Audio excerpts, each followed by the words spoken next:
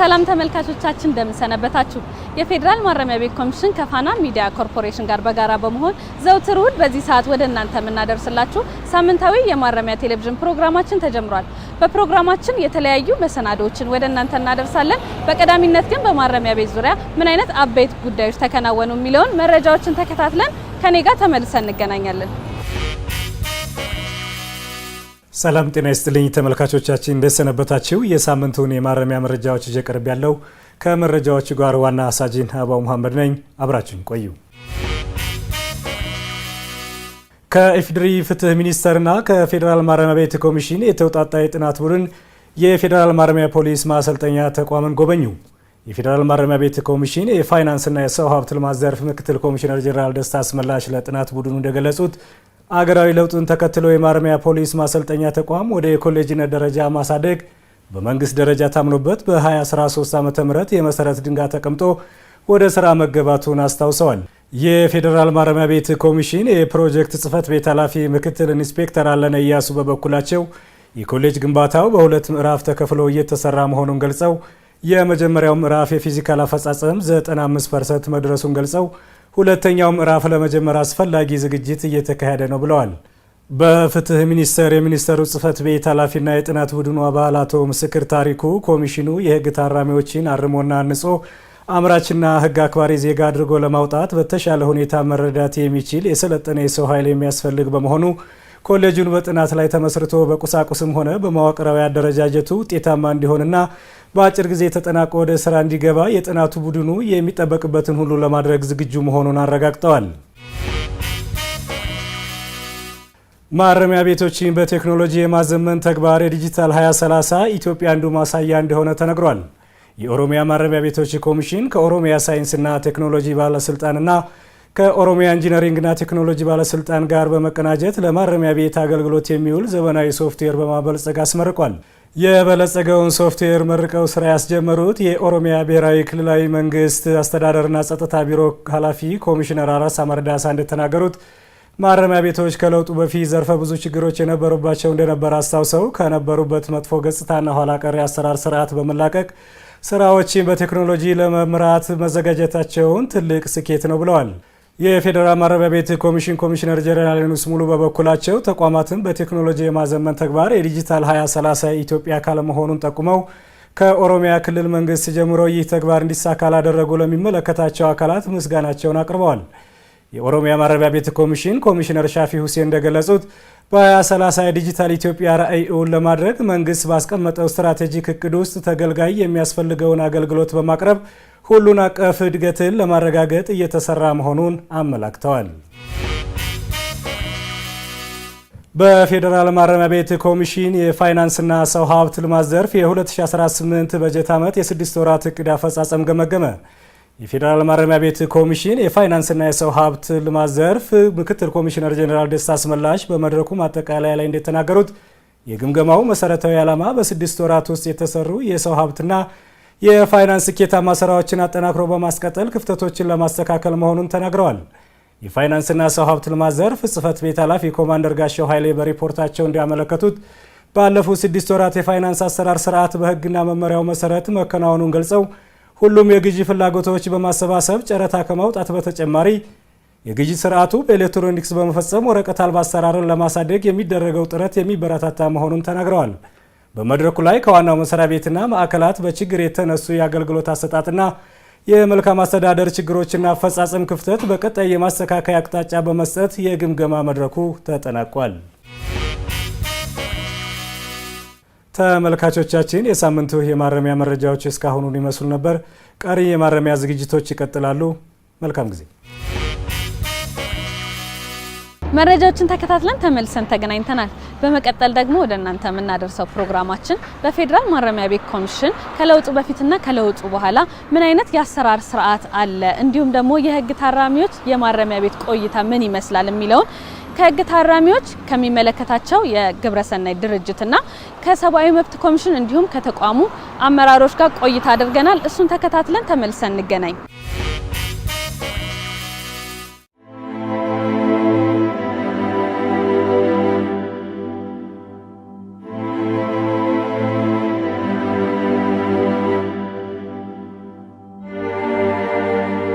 ለ5 ዓመት ጨለማ ቤት ነው የተቀመጥኩት። ቤተሰቦች አላገኙኝም። አፋልጉ የተበየ ነው የተገኘሁት። ይሄ አንዱ አረመኔነት ነው፣ ደብቀሽ ማስቀመጥ። ሲቀጥል ለ6 ዓመት ምግብ ጠያቂ አልነበረኝም። እኔን ከያዙ በኋላ እኔም በቴሌቪዥን ጠፋ ብሎ በማስፈለግ እነሱ ብሔራዊ መረጃ ደህንነት ቢሮ አሁን ቤተ መንግስት ፊት ለፊት ያለው እና ታላቁ ቤተ መንግስት እንዲሁም ደብረ ዘይትና ብሔራዊ መረጃ ደህንነት በማሰር ልክ ሲጨርሱ ድብደባቸውን አምጥተው ዋይት ሃውስ ነው ያሰሩኝ ቃሊቲ ውስጥ። በጣም የሚያሳዝነው እንደ ሰው ልጅ እንደ ኢትዮጵያኖች ያም ቢሆን ኢትዮጵያነትን አልጠላም። እዛ ብድግ አድርገው የት ነው የወሰዱኝ? ቂሊንጦ ወስደው ጊዜ መርጠው ሰዓት መርጠው እንደሚታረድ በሬ አስተኝተው በ5 ጥይት እዚህ መተውኛል። የቀጠሮ እስረኛ ሆኜ ነው ቃሊቲ ማረሚያ ቤት ዞን 1 ገብቼ በወር ከምናምን ውስጥ ጨለማ ቤት የገባሁት። ጨለማ ቤት ገብቼ ወደ 1 ዓመት አካባቢ ጨለማ ቤት ቆይቼ በኋላ ወደ ቂሊንጦ ፍርደኛ ታራሚዎች ሄጄ ከዛ በኋላ ወደ ዝዋይ 2005 ላይ ተልኬ ለ4 ዓመት እንደገና ዝዋይ ማረሚያ ቤት ጨለማ ቤት ነው ያሳለፍኩት። ቂሊንጦ ከመጡ በኋላ ምንድነው ያደረጉት? ጣሉኝ። እዛ ታራሚው ወደ 10,000 ነበር። እሪ ያለ ተኩስ ተነሳ። ሕክምና አልወሰዱኝም። በሁለተኛው ቀን ፖሊስ ሆስፒታል ሲወስድ ፖሊሶቹ እንዴት ለምን አገልግሎቱን ለምን አመጣችሁት የሚል ነው የተነሳው። 5 ቀን ማደንዘዣ ውስጥ ገብቼ አይሲ ውስጥ ድኛለሁ። ቁስሌ እየሸተተ እያለ ትተው ከፖሊስ ሆስፒታል አምጥተው ዋይት ሃውስ ደበቁ። ዋይት ሃውስ ታራሚ ሲጮህባቸው ተመልሰው ደህንነት ቢሮ ወሰዱ። እንግዲህ ማጋገሜ ሳይታወቅ ነው ይሄ ወንጀል ተፈጽሞብኛል። ሙሉ ጤነኛ ሆኜ ተቋሙ የተቀበለ ሙሉ ጤነኛ ሆኜ አንድም ጥፊም አልተመታውም። ሀቁን ለመናገር ይሄ በነበረው አምባገነን ስርዓት የተፈጸመ ነው።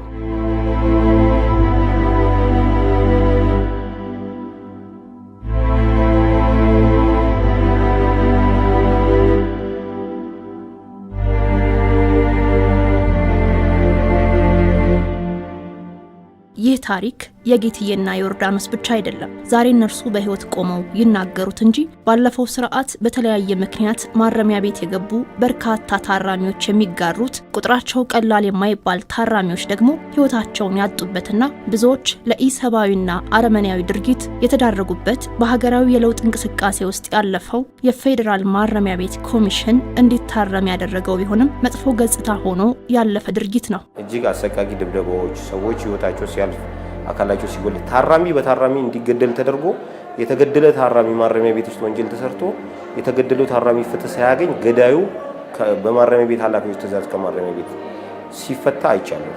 ሰዎች ከውጭ የሚያዙ በሀገር ውስጥ የሚያዙ መጥተው ይገረፋሉ፣ ይጣላሉ፣ ይደበደባሉ፣ አካለ ጎዳይ ይሆናሉ፣ ሰውነታቸው ይጎዳል። ለዚች ሀገር አምራች መሆናቸው ይቀርና የተሰጣቸውን ወንጀል እንደ መጥፎ ነገር አስበው መወለዳቸውን ሁሉ የሚረሱ ሰዎች እንዳጋጠሙኝ እኔ በህይወት።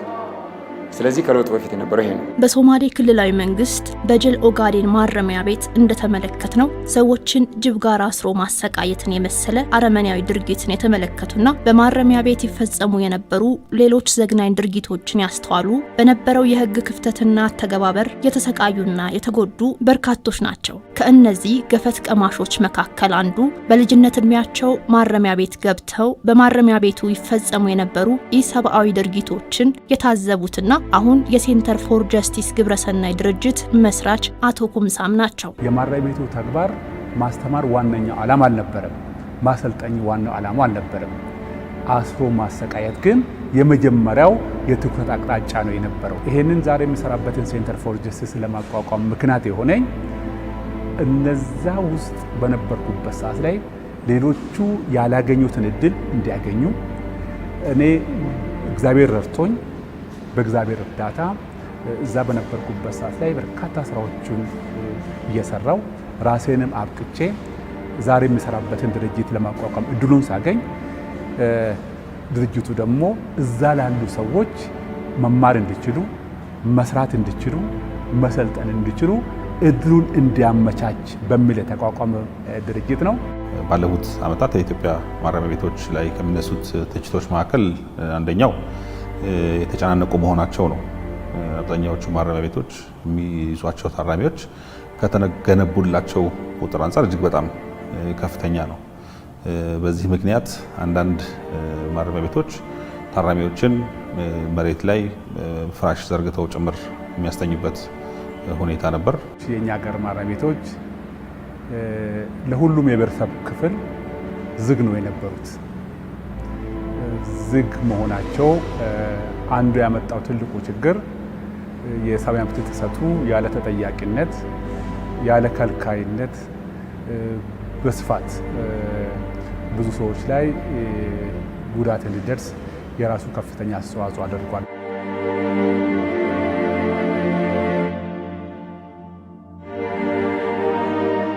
የተቋቋመበትን ዓላማ በመሳት በበርካታ ውስብስብ ችግሮች ታጥሮ የቆየው የፌዴራል ማረሚያ ቤት ኮሚሽን እንደ ተቋም ያሉበትን ችግሮች መርምሮ እልባት ለመስጠት የሚያስችለው ሀገራዊ የለውጥ እንቅስቃሴ ሲጀመር አዋጅ 1174/2012ን ጨምሮ የተለያዩ የህግ ማሻሻያ እርምጃዎች ተወሰዱ። ችግሮችን ለመቅረፍ መጀመሪያ ማረሚያ ቤቱ ያለበት ችግር ምንድነው የሚለው የአሰስመንት ጥናት ነው የወሰድነው። ከነዛ ችግሮች ተነስተን የ6 ዓመት ትራንስፎርሜሽን እቅድ አዘጋጅተን በዛ መሰረት ስራዎችን እየሰራን ያለ ነው። አሁን ያው ትልቁ አጋጣሚ ግሎባላይዜሽን ነው። አንዱ የአፍሪካ ማረሚያ ቤቶች ህብረት አለ፣ የዓለም አቀፍ ማረሚያ ቤቶች ህብረት አለ። እነዚህ በየአመቱ የሚያካሂዷቸው ኮንፈረንሶች አሉ። እነዚህ ኮንፈረንሶች ጋር በመሳተፍም አንዳንድ ያደጉ ነገሮችን ከነሱ እያየን ስለሆነ የነሱ ልምድ ወደኛ እያመጣን ያሉትን አሰራር ለማስተካከል ብዙ ጥረቶች እያደረግን ነው። በመሰረቱ መታየት አለባቸው ተብሎ ከተቀመጡ የትኩረት መስኮች አንዱ የነበረው የህጎች ማሻሻያ ማድረግ ነው። ምክንያቱም ህጎች የተግባሮቻችን ወይም ደግሞ የምንመራባቸው የአሰራር ስርዓቶች መሰረቶች ስለሆኑ የህጎች ማሻሻያ ማድረግ ነበረብን። ስለዚህ በዛ መሰረት የፌዴራል ማረሚያ ቤት ኮሚሽን አዋጅ እንዲሻሻል ነው የተደረገው።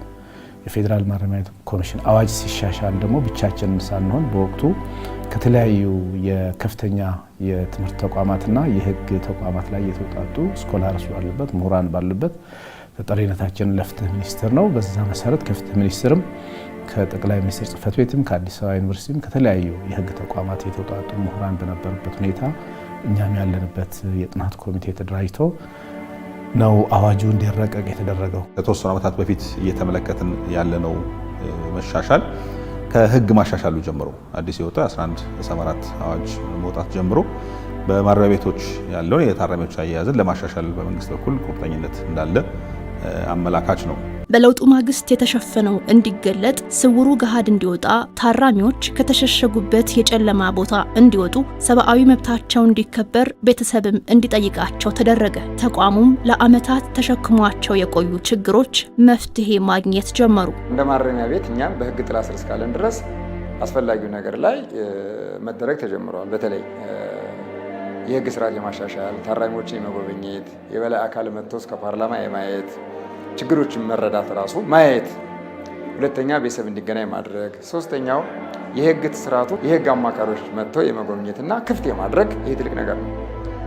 ሌላው እናንተም እንዳያችሁት አብዛኛው በጨለማ ውስጥ የነበረ በጉድጓድ ውስጥ የነበረ እስረኛ ወደ አንድ ላይ የመገናኘት ሲስተም ተፈጥሯል። ትናንት ሰዎች ሲገደሉበት፣ ቶርች ሲደረጉበት፣ ሲገረፉበት የነበረው ተቋም ዛሬ ከዛ ወጥቶ ማረምና ማነጽን ዋነኛው ዓላማ አድርጎ ሰብአዊ መብት ጥበቃን አንዱ የትኩረት አቅጣጫው አድርጎ ከፍተኛ መሻሻል እንድንታይ የራሱ አስተዋጽኦ አድርጓል። ስለዚህ ለውጡ አንዱ ማሳያው ትናንት የነበሩት ስታዩ የነበሩት የሰብአዊ መብት ጥሰቶች በከፍተኛ ደረጃ ቀንሷል። በአመት ቢያንስ 2 ጊዜ ክትትሎችን እናደርጋለን። ክትትሎችን መሰረት በማድረግም ለማረሚያ ቤቶቹ በመውጫ ውይይቶች ግብአቶችን እንሰጣለን። በተለይ አስቸኳይ የሆኑ ትኩረት የሚፈልጉ ጉዳዮችን በተመለከተ ወዲያውኑ ማረሚያ ቤቱ ኃላፊዎች እንዲያስተካክሉ እናደርጋለን። ከዚህ አንጻር ከህግ ስርዓቱ ማሻሻል ጀምሮ ለሰብአዊ መብት ተቆርቋሪነቱ የሚታየው እዚህ ላይ ነው። ብዙ ጊዜ በመውጫ ውይይት የለየናቸውን ግኝቶች ስናሳውቃቸው የማረሚያ ቤት ኃላፊዎቹ በፍጥነት የኮሚሽኑ ግብረ መልስ ተቀብለው ሁኔታዎችን የማስተካከል ነገሮች ይታያሉ።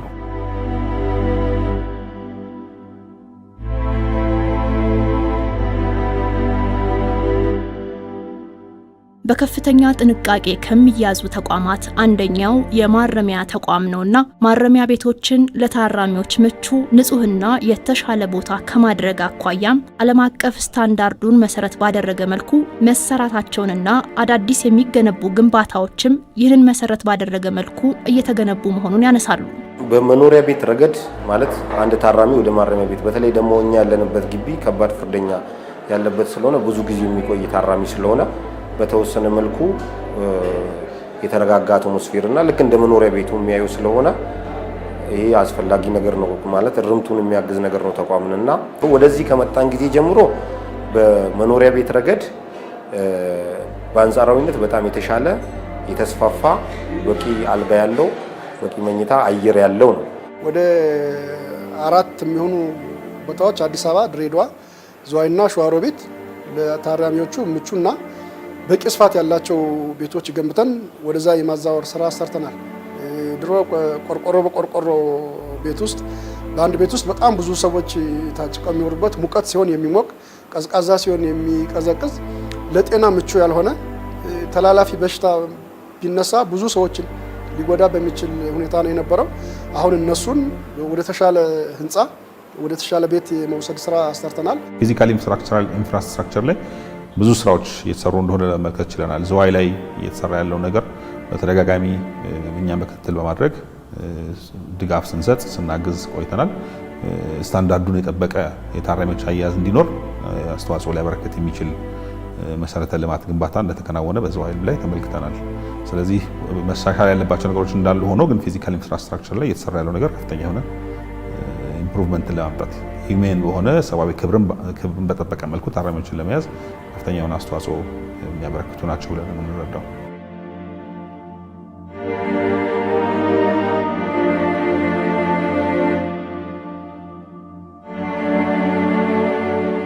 የህግ ታራሚዎች በማረሚያ ቤት ቆይታቸው በስነ ምግባርም ሆነ በትምህርት የታነጹ የሆኑ ዘንድ ከቀለም ትምህርት ጀምሮ የተለያዩ ስልጠናዎችን እያገኙ እንደሆነም ይናገራሉ። ትምህርት ስርዓት አለ፣ በማህበር ተደራጅተሽ መስራት ስርዓት አለ፣ መማር ስርዓት አለ። ሀን የማይጽፍ ሰው እዚህ አንደኛ ሁለተኛ ሆኖ የሚወጣበት ጊዜ አለ። እነዚህ በሙሉ ተመቻችተው የተሻለ እንቅስቃሴዎች ያለበት ነገር ነው። የእንጨት ስራ ነው የሚሰራ ማለት ነው። እንጨት ስራ ተደራጅተን መስራት ከጀመርን ኦልሬዲ ወደ 2010 አካባቢ ነው እና ወደ 8 ዓመት ሆኖናል ማለት ነው። ተደራጅተን መስራት ከጀመር የምንሰራ ረከቦት፣ የተለያየ እምነት መጽሐፎችን እንጨት እንለጥፈን በጌጣጌጥ እንሰራለን ማለት ነው እና እንደ ሶፋ አይነት ብፌ፣ ቁምሳጥን፣ አልጋ ብዙ ነገሮችን እንሰራለን። በዚህ በሰራነው ሰፊ ስራ አንደኛ በማረሚያ ቤት ውስጥ ያሉ የማሰልጠኛ ተቋማት በተለይ የቴክኒክና ሙያ ማሰልጠኛ ተቋማትን ከደረጃ 1 እስከ ደረጃ 5 የሚያስተምሩ ይሄ ከደረጃ 1 እስከ ደረጃ 5 የሚያስተምሩትና የሚያሰለጥኑት ስልጠና ደግሞ ሰርቲፊኬሽን እንዲኖረውና እውቅና እንዲኖራቸው ለማስቻል ብዙ ተሰርቷል። በዚህም ተሳክቶልን ከፌዴራል ትምህርትና ስልጠና ባለስልጣን ጋር በቅንጅት በመስራት እውቅና ማግኘት ይችላል። ቀደም ሲል ከነበረው የጋርመንት ወይም የታራሚዎች የቀን አልባሳትን በራሳችን አምርቶ እንዲለብሱ ማድረግ የተቻለበት ሁኔታ አለ። እነዚህ የለውጡ ትሩፋቶች ናቸው። ደረጃቸውን የጠበቁ ትምህርት ቤቶች፣ የጋርመንት ቦታዎች፣ የማህበራት ቦታዎች ታራሚዎች በራሳቸው ሰርተው መጠነኛ የሆነ ገቢ ሊያስገኝ የሚችሉበትን ስራዎች ሊሰሩባቸው የሚችሉ ቦታዎች የተሰሩበት እንደመሆኑ መጠን ብዙ ለውጦች ናቸው። ስለዚህ በርካታ መሻሻሎች አሉ። በአዲስ አበባ ከንቲባ የተጀመረው የመመገብ የትምህርት ቤት ምገባ እኛ ግቢ አንዱ የተቋደስ ነው ይሄ ነው። ምገባ ላይ የምንቸገረው አሁን ትምህርት ቤት ይሄዳሉ፣ ጠዋት ይሄዳሉ፣ ከሰዓት ብዙ ተማሪዎቻችን ታራሚዎቻችን አይሄዱም። ለምን? ከራበው አንድ ተማሪ ጠግቦ ነው መማር ያለበት። እየራበው ራቡን ነው የሚያስታውሰው፣ ሆዱን ነው የሚያዳምጠው ማለት ነው። አንዱ ያመጣልን ኬጂ የጀመርነው ኬጂም ለህፃናት ጠዋትና ምሳ አላቸው ማለት ነው። እንደ አዲስ አበባ ያለው ምገባ በፕሮግራም እዛ ሽሮ ከሆነ እዚህ ሽሮ ነው፣ እዛ ምስር ከሆነ እዚህ ምስር ተመሳሳይ ነው። ይሄ ነው ትልቁ ነገር። ተማሪዎችም ትላልቆችም ከ5ኛ እስከ 12 አለን። እነዛም ቁርስና ምሳ እዛ ነው ማለት ነው። ከዚህ በፊት በሚሰጡ የቴክኒክና ሙያ ትምህርትና ስልጠና መስኮች ውስጥ የመንጃ ፍቃድ ስልጠና አልነበረም። በኋላ ግን በሪፎርም ሰነዱ ላይ አሰስመንት ስንሰራ ከተማ አካባቢ በተለይ ከከተሞች አካባቢ የሚታሰሩ ወጣቶች በግብርና በእንስሳት ልማት በምናምን ብታሰለጫቸው ሄደው እዛ የመሰማራት እድል ስለማይኖራቸው ቶሎ ብለው ከማረሚያ ርምታቸውን ጨርሰው ሲወጡ ስራ ሊያገኙ የሚችሉት ምናልባት በመንጃ ፍቃድ በማሽከርከር ስራ ሊሆን ይችላል ተብሎ ስለታመነበት የመንጃ ፍቃድ ማሰልጠኛ ተቋም እዚህ ዝዋይ ማረሚያ ቤት ላይ አቋቁመን ከትራንስፖርትና ሎጂስቲክስ ሚኒስቴር ጋር በመቀናጀት ፍቃዱን ወስደን ከዛ ወደ ኦሮሚያ ትራንስፖርት ቢሮ ሊንክ እንዲደረግ ተደርጎ አሁን ዝዋይ ላይ የማሽከርከር ስልጠና ለህግ ታራሚዎች በተለያዩ ዙሮች በመሰጠትና መንጃ ፍቃድም ጭምር እያገኙ ያሉበት ሁኔታ መፍጠር ችለናል።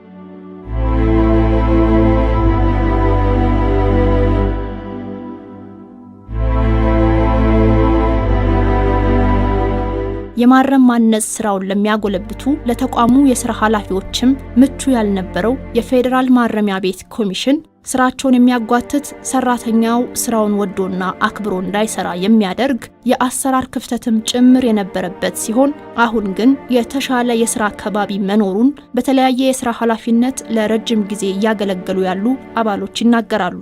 ለሴቶች ብዙ ቦታ አልነበረውም። ያው የቃላት ንግግር የትኛው መንግስት ያለ ሴቶች ተሳትፎ አቤቱ ግቡና ይመታ ሚላል ፊደል ነው የሚሆነው ሲሆን አላየንም። ዛሬ ግን በፐርሰንት ሲታይ ለማንም ግልጽ ነው። እኔ ራሴም ከሚጠቀማት ተጠቃሚ አንዷ ነኝ። ሴቶችን ወደ ኃላፊነት ማምጣት ከዛ በፊት አልነበረኝም። ከዛ በኋላ ነው አሁን ዛሬ ላይ ያለውን ቦታ ላይ እየሰራሁ ያለሁት በለውጡ ነው እና ለሴቶች ያለው ትጋት ጥሩ ሁኔታ ላይ ነው፣ ግልጽ ነው።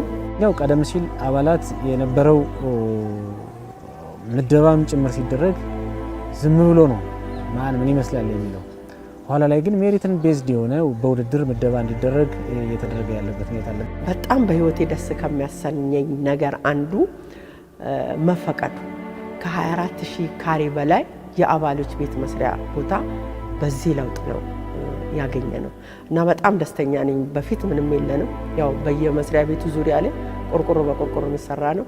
አሁን በጀቱ ተፈቅዶ አገልግሎት ቢውል ደግሞ ሌላው ደስታ ይሆናል። ለዛሬው ግን ካርታም ኖሮን 24000 ካሬ በላይ እንደ ፌዴራል ማረሚያ ቤቶች የአባላት የጋራ መኖሪያ ቤት መገንቢያ ተሰጥቶናል። በጣም ደስተኛ ነኝ።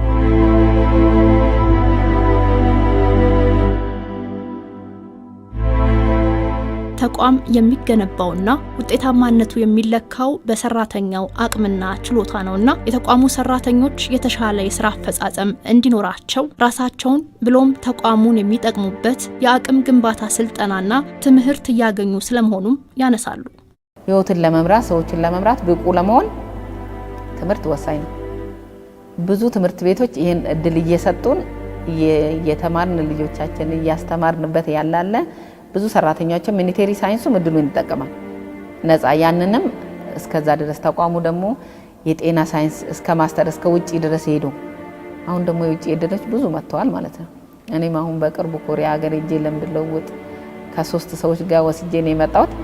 ወደ ቻይና ሀገር ሄደን በእኛ ትምህርትም በእኛ ሳይንስም እንወስዳለን፣ በተለያየ ነገርም ስልጠና እንወስዳለን። ለማረማነጽ ብቁ የሆነ ተፈላጊ ትምህርት ደረጃ ያለው ተፈላጊ እውቀት ያለው ከማድረግ አንፃር በዚህ በኩልም አንድ ስራ ይዘን እየሰራን ነው። ለዚህም የሆነን ደግሞ የማረሚያ ኮሌጅ በማድረግ ላይ ነን። ኦልሬዲ የመጀመሪያ ዙር ግንባታ የህንፃ ግንባታዎች እያለቁ ነው። ሌላ የሚቀሩት ስራዎች አሉ። እነዚህ ስራዎች ሲጠቃለሉ ሌሎች ሀገሮች እንዳለው ዘመናዊ በሆነ መልኩ ማረሚያ ቤቶች ተደራጅተው ከማረሚያ ኮሌጃችን እያወጣን የሚመጥኑ ለታራሚዎች የሚመጥኑ ሰዎችን በማፍራት በኩል በዚህ በኩልም ያለንን ድክመት ለማስተካከል እቅድ ይዘን እየሰራን ነው።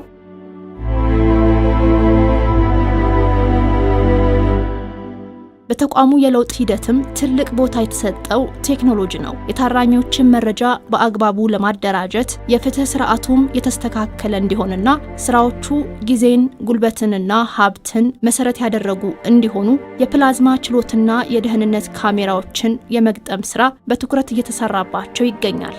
ማረሚያ ቤቶቻችንን ሴኩር ለማድረግ ወይም ደግሞ የታራሚውን ደህንነት ለመጠበቅ እንደገና ደግሞ ታራሚዎችን የሚጎዱ ሌሎች ነገሮች ወደ ማረሚያ ቤት እንዳይገቡ ለመከላከል የሚያስችሉ የመፈተሻ ማሽነሪዎች፣ የታራሚዎች ደግሞ ዳታ ማኔጅመንት ሲስተም የምንለው PDMS የሚባል ሲስተም ከለውጥ በኋላ ከአይሲአርሲ በነበረን አጋርነት አይሲአርሲ ድጋፍ አድርጎልን የፌዴራል ማረሚያ ቤት ኮሚሽን የፕሪዝነርስ ዳታ ማኔጅመንት ሲስተም የሚባል ሲስተም በልጽጓል ማለት ነው። ታራሚዎቹ ወደ ፍርድ ቤት ሳይሄዱ እዛው ባሉበት ግቢ ሆነው ጉዳያቸውን በፕላዝማ ችሎት የሚከታተሉበት ጅምሮች የጀመርን ነው። ይሄ ለኮሚሽኑ ትልቅ ጠቀሜታ ያስገኘ ነው።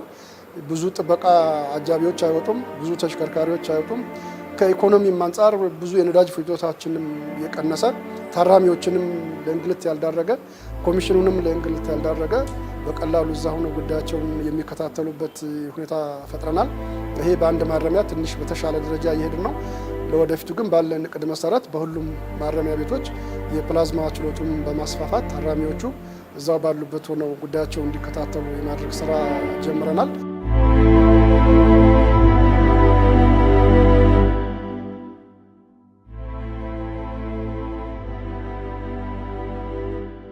ተቋሙን በሰው ኃይል በቴክኖሎጂ የተደራጀና ከሌሎች ሀገራት ጋርም ተወዳዳሪ ለማድረግ ከማህበረሰቡ ከዓለም አቀፋዊና ከሀገር በቀል ተቋማት እንዲሁም ከሚመለከታቸው ባለድርሻ አካላት ጋር ያለውን ግንኙነት እያጠናከረ እንደሚገኝም ያነሳሉ።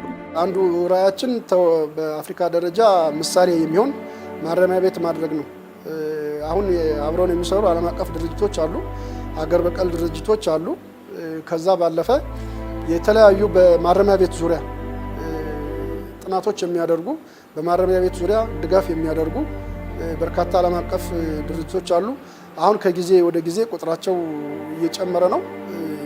እነሱም ይመጣሉ፣ እኛም የሚያመጡትን ድጋፍ በመቀበል በርከት ያሉ ተቋማት አሁን እኛ ጋር እየሰሩ ነው። የማረምና ማነጽ ስራውን ማገዝ በስፋት የምንሳተፍበት ይሆናል። ሁለተኛ ወጣት ጥፋተኞች እንደምታውቁት እድሜያቸው 18 ዓመት ያልሞላቸው ወጣቶች የሚኖሩት ከአዋቂዎች ጋር ነው። ህጉ ደግሞ ተለይቶ መያዝ እንዳለባቸው ያስቀምጣል። ይሄ ደግሞ አንዱ ለማረምና ማነጽ ለነዚህ ህፃናቶች ከአዋቂዎች ጋር መቆየታቸው ለተለያየ ጥቃት እንዲዳረጉ፣ ሁለተኛ እድሜያቸውን መሰረት ያደረገ የእርምት አገልግሎት እንዳያገኙ የራሱ እንቅፋት ይፈጥራል። ስለዚህ ወጣቶችን ጥፋተኞችን ከአዋቂዎች ተለይቶ የሚታረሙበት የሚታነጹበት ስፍራ እንዲቋቋም ማቋቋም አንዱ አተኩረን የምንሰራበት ነው።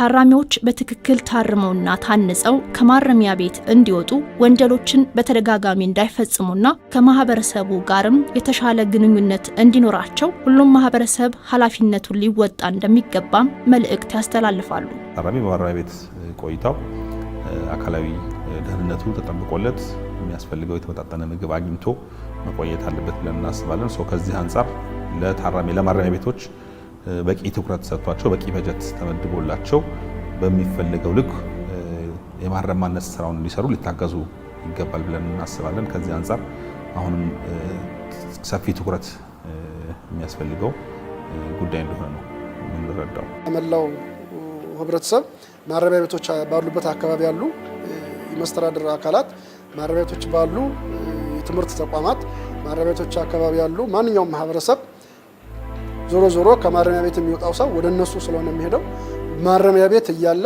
እዛው እያለ ተምሮ ተስተካክሎ ይቅርታ ጠይቆ እንዲወጣ በየጊዜው ማረሚያ ቤቶች ጋር በጋራ የመስራት ሁኔታ በትብብር የመስራት ሁኔታ ተጠናክሮ እንዲቀጥል ጥሪ አስተላልፋለሁ። እስካሁን ያለው ነገር ግን ቅድም እንዳልኩት አበረታች ነው።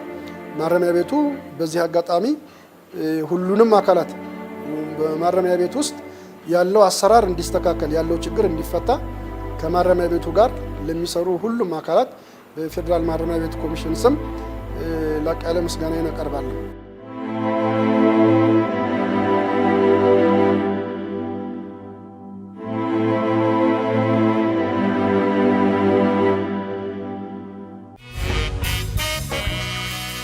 ፕሮግራሙን ተከታትለን ተመልሰን ተገናኝተናል።